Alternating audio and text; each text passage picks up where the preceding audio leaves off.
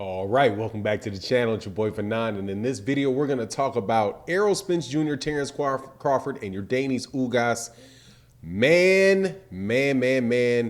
Yordenis Ugas' career may be over and serves as a sharp warning to Terence Crawford about this fight coming up.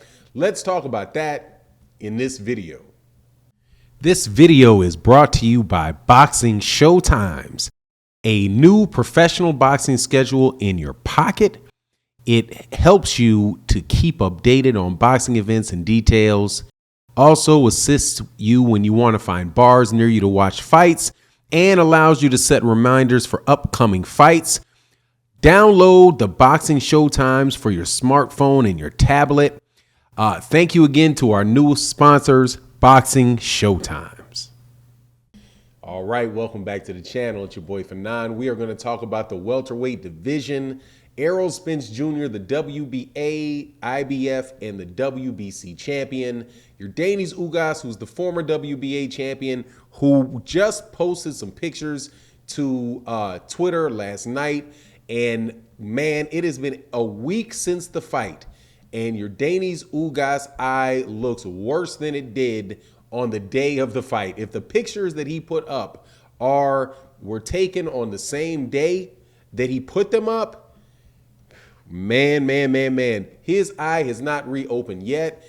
He says that he has more swelling, that, once the swelling goes down, then the doctors will know what the next steps for him are. But before I get into that and what that should mean, is I'm telling you, man, I've been listening to some people's comments about Errol Spence Jr. and Terence Crawford. But before I get into that, let me welcome you back to the channel. If you are a subscriber to the channel, thank you so much for your support in the videos that we do and in the live streams that we do pretty much every day. Also, if you're new to the channel, if this is your first video that you've watched, or you've watched other ones but you've not subscribed, make sure you hit that subscribe button, hit the bell icon so you can be notified of when we release more videos. All right, man. So Yordenis Ugas went into the fight with Errol Spence Jr. And let me put it this way. There are a lot of people whose predictions for the fight for Yordenis Ugas and Errol Spence Jr. was significantly different than their stances about Errol Spence Jr., Yordenis Ugas after the fight took place. So Yordenis Ugas is pretty much in a situation where he got into it when he fought Errol Spence Jr., and now looks like he may not be able to, there's a chance that he may not be able to fight again. Derek James, not bragging about it, and I'm not bragging about it either, or taking it, taking that man's injury very lightly at all, said, look, man, that guy may not be able to fight again. And that is the second guy who Errol Spence Jr., who Errol Spence Jr. has broken the orbital bone of when he is in full swing. Now, I watched some videos. I've been listening to people in their commentary about Errol Spence Jr. and the fight with Terence Crawford, which hopefully will be made. Now, people are acting like this fight is a done deal, for sure, a done deal, because Errol Spence Jr. said, that he guarantees that the fight will happen. I'm not so sure, man.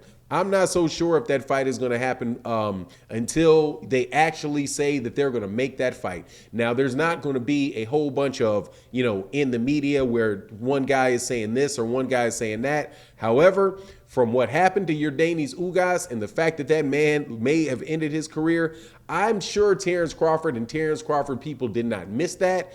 And as a result of that, they're going to walk into that negotiation even more stern about what they think they should deserve to take on that fight, because they, I'm sure, unlike, like I said, people who got these revisionist opinions about Errol Spence Jr. and Yordenis Ugas specifically going into the fight, saying Errol Spence Jr.'s eye is going to get targeted.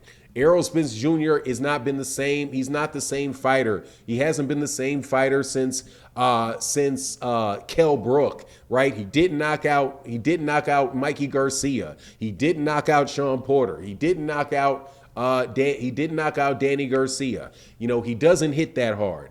All of that type of stuff, right? like Bomac said, especially what Bomac said about a drunk ain't ish, right?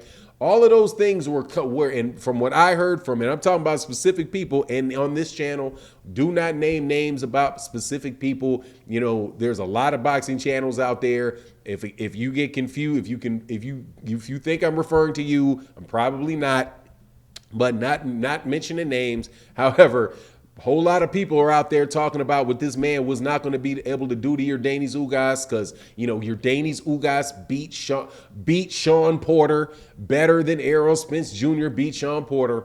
Well, after the fight, now all of a sudden it is that, you know, Yordenis Ugas can't fight on the back foot. Yordenis Ugas just stood there like a punching bag. Yordenis Ugas didn't do this. Yordenis Ugas didn't do that.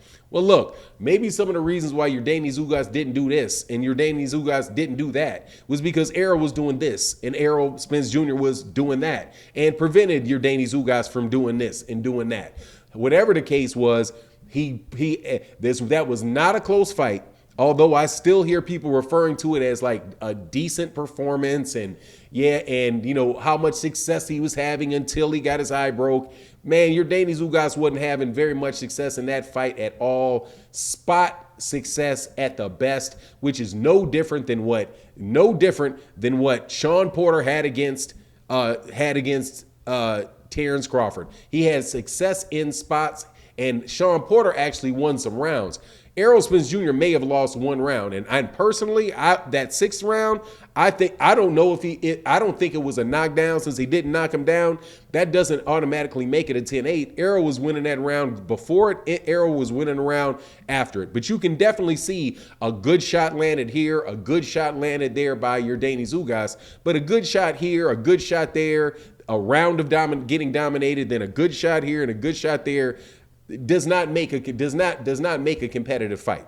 However, the fact that that man suffered such a significant injury is something that Terence Crawford and Terence Crawford's camp should be concerned with. And I would not be surprised if they did not in the back of their head say, hey, look, man, we're going to need, we want full top dollar for this fight. Now, you take that along with the fact, if the rumors are true, that they want to put the fight on September 17th and go up against Canelo Alvarez for some, I don't know, machismo reason. Because when I hear people talk about it, it's almost like, yeah, Errol will do better than Canelo Alvarez on that date. Yeah, he should do it. He'll outsell him. Yeah, let's say he outsells him, all right? It's definitely a better fight between Errol and Terence Crawford. Way better fight. Absolutely way better fight than Canelo Alvarez versus Gennady Golovkin. I am myself personally would not watch Gennady Golovkin and Canelo Alvarez if Errol Spence Jr. and Terence Crawford were fighting on the same night. I have no problem with that. However, why in the world would you do it? That is just some type of machismo thing where you would say, okay, I know I can beat you, but however, you both get bloodied in the process. How about you don't compete with each other? You go on this week and sell your tickets. They go on another weekend and sell their tickets, and you don't have to worry about the competition. You may be competing against somebody like Ryan Garcia versus Isaac Cruz or somebody like that. Go up against one of those guys where you know you can outsell them and you can take all of the attention away from that. But regardless, Terence Crawford going into that fight after that happened to Yordenis Ugas, not only is he going to want more money just because, he's a significant fighter and a major reason the fight will do well, but also that shows the level of danger that he's putting his body in. And I'm sure he's going to want to get compensated for that because win, lose, or draw, Errol Spence Jr. can hurt you very badly. You can win a fight and still get your career ruined by a guy like that. But anyway, that's my take on the matter. You let me know what you think in the comment section. And with that, I'm out.